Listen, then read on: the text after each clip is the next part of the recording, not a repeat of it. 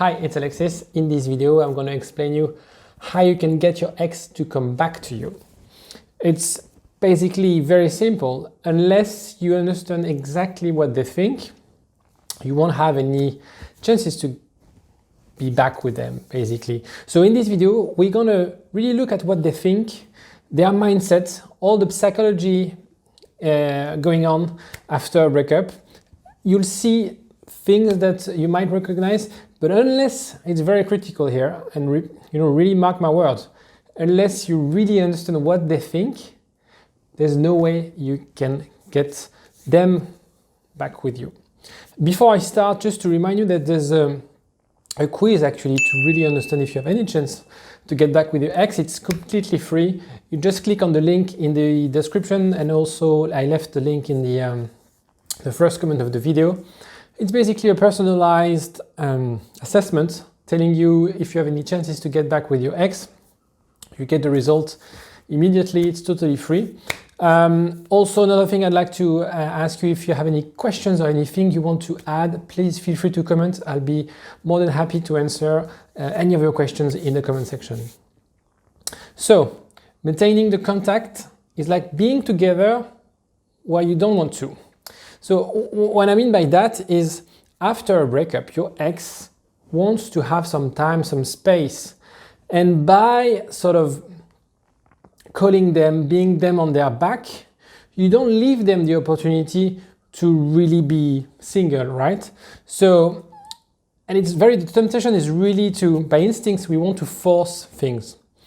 And so, you want to call them, you want to like their post, you talk about your ex to your friends, you listen to your friends talking about your ex.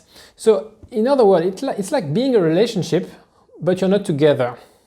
And they can't really experience the separation of them not being with you.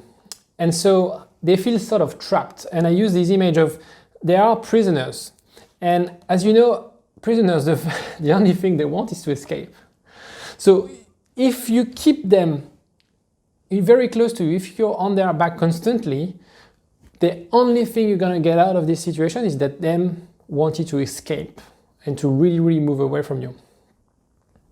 So the critical aspect of this is to really understand how you can let go. So there's few steps, and the step of let go is really critical.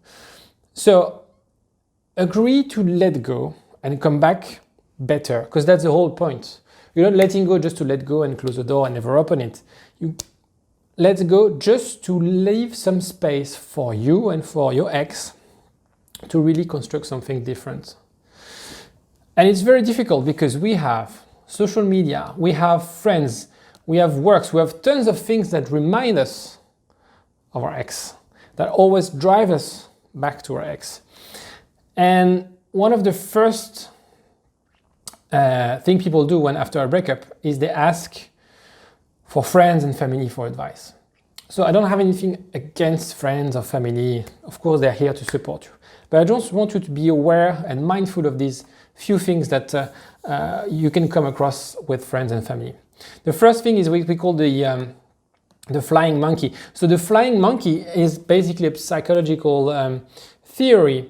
It's basically when you tell something to someone, he will sort of be the messenger of that message. And even if it's for good things, they're your friends and they want to do good, by transmitting messages, they're sort of, it's a bit like in a Disney movie, the bad guy, they always have this, like in Aladdin, he has a parrot or always telling stuff.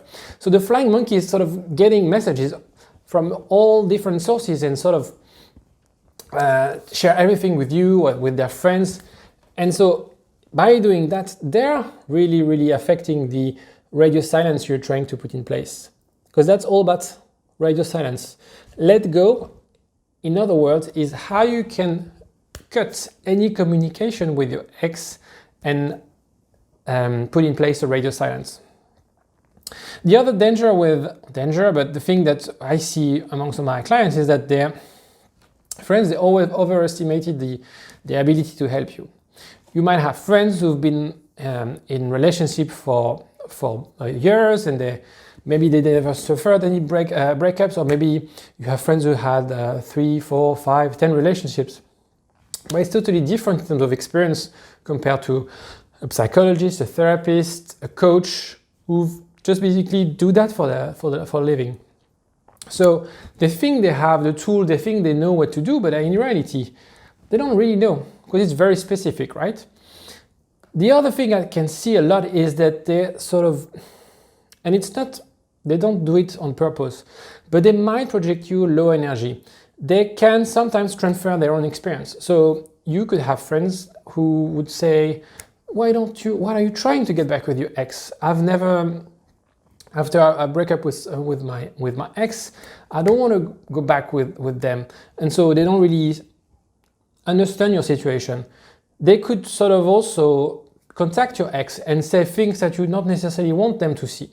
They could be also jealous because maybe they want to be single and now they have the opportunity to be single, or they were jealous of your relationship. So there's always sort of feelings and things going around. So my advice is, okay, ask advices from friends, that's totally fine, but don't limit the number of friends. Stick to between 3 and 5 friends maximum, because otherwise, if everybody knows about it, if you're constantly complaining or talking about your ex, there's no way you can have a successful radio silence, and there's no way you're going to have great advices, because what's going to happen is that you're going to have different tips and advices that will contradict each other, and then you'll be completely lost, right? And so you have to remember, your letting go will bring back your ex.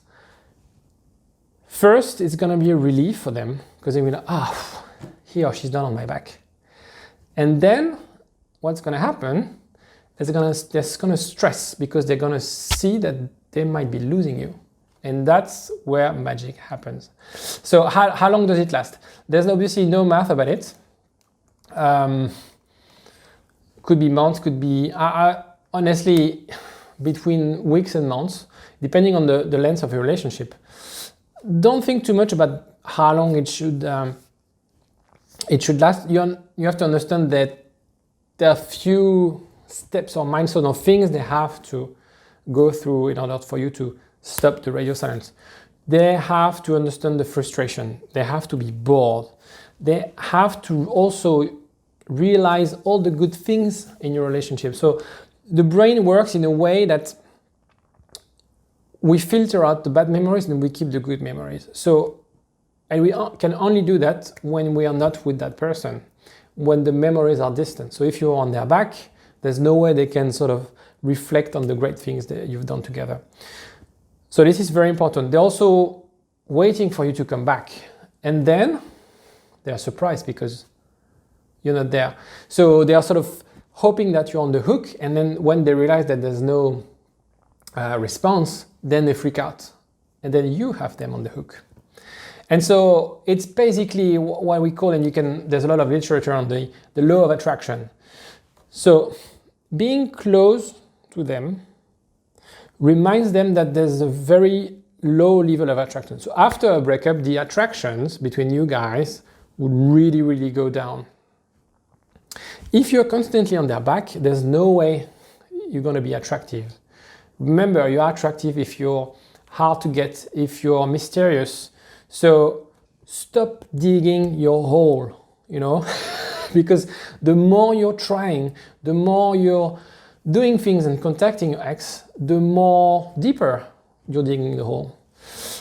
And so basically, what you have to remember, it's like your ex thinks of you because he or she misses you. And that's the whole thing. And trust me, that's the case, not in 50%, but in 100% of cases. Your ex misses you. Whether she or he decided to break up, or whether they suffered a breakup, or regardless of what happened, they would miss you. And you have to acknowledge that you are imperfect. We're all imperfect. That's totally fine. And we all screwed up. We all make mistakes. And the attraction of the beginning has returned. And now the fog sort of anticipated. I'm pretty sure if you're watching this video, you might be in the dark, you might be completely maybe lost in the fog and not see what's going on. with this radio silence, with having the time to settle things out, you'll see things clearly. And what you have to remember, the good thing you have to remind yourself is sometimes the relationship that has that the breakup lasts longer. If you think about it, think of couples, maybe your grandparents or your parents who were together for years and years. I'm pretty sure at some point in their life they had a breakup. And that doesn't mean like they broke up and spent years apart, but I'm pretty sure they had crisis. All couples have crisis. And the way we manage crisis really define the success of a relationship. It's not so much about breaking up. It's not a big deal actually, breaking up. The big deal is how you understand the root causes and how you work on yourself to make your couple stronger. And so, in other words, yeah, we know the defect and we know what it's like to live without the other. And so after that, you become basically stronger. And also another example is a lot of people who get together when they're very young, like teenagers, and they're married and they have kids.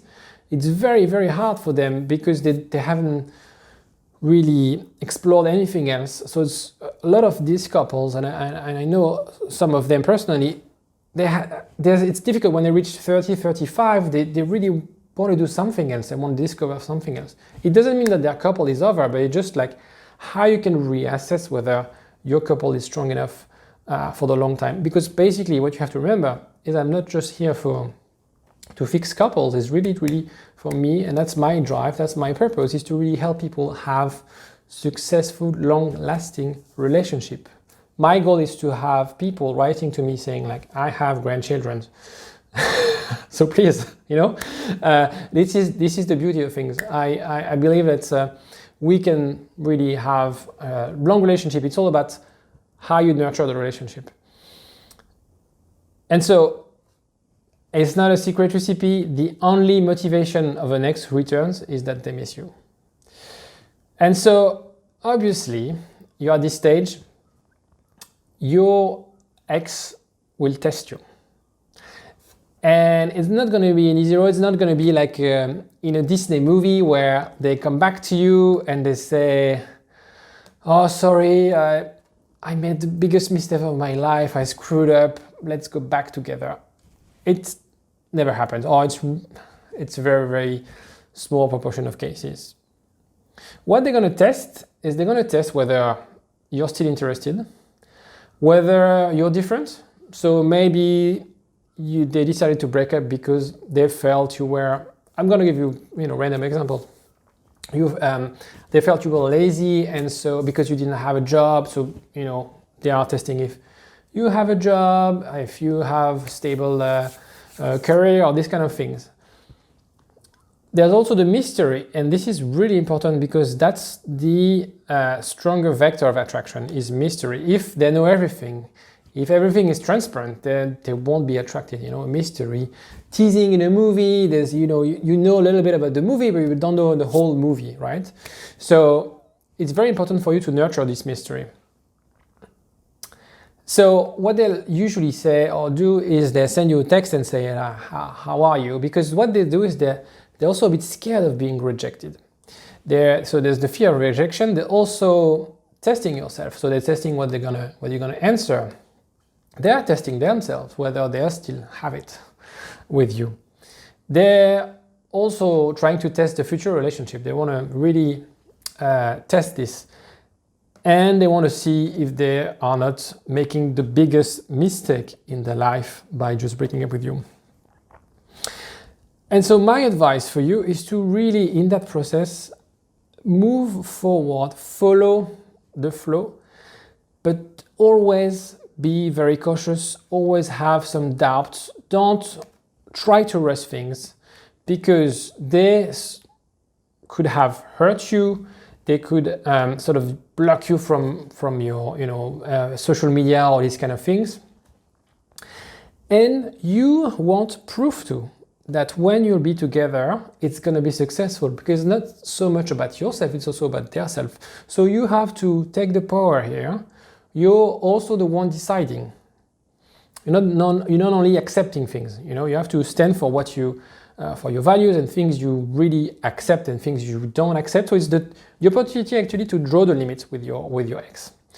Before I move on to the next step, just to remind you, there's the quiz, the assessment to know if you have any chance to get back with your ex. It's totally free, it takes 2 minutes to complete. At the end, you have a result, a score that tells you whether you have any chance or not. Hopefully, you have chances. I left the link in the comments, the first comment of the video. So now you pass the test. You can get back together, and after some time, you can have long discussions. I'm not so worried about. Actually, it's not that I'm worried. Don't focus on trying to explain things or analyze things at this stage. You know, your job now is to really ensure that you put in place this radio silence, that you respect it, and that you engage in the right way. And as I mentioned in my other videos, the way you have to communicate with them is one message is one message. So always respect that rhythm and wait for the long conversation. Keep it short and simple, keep it attractive, keep it light. And you have to basically, and it's hard to do, but it's the best way to do it, you have to let them make the way towards you. It's not so much again about you, and I know it's going against your instinct because you really want to, you know, you're suffering, you're like, and you want to do something about it, and it's fine. You're doing something about it by watching this video, right? You want to learn about how you can fix it. I'm gonna tell you how does it work. Don't try to force it, okay? Let them make the way. I hope that was helpful. I'll see you next time. Ciao.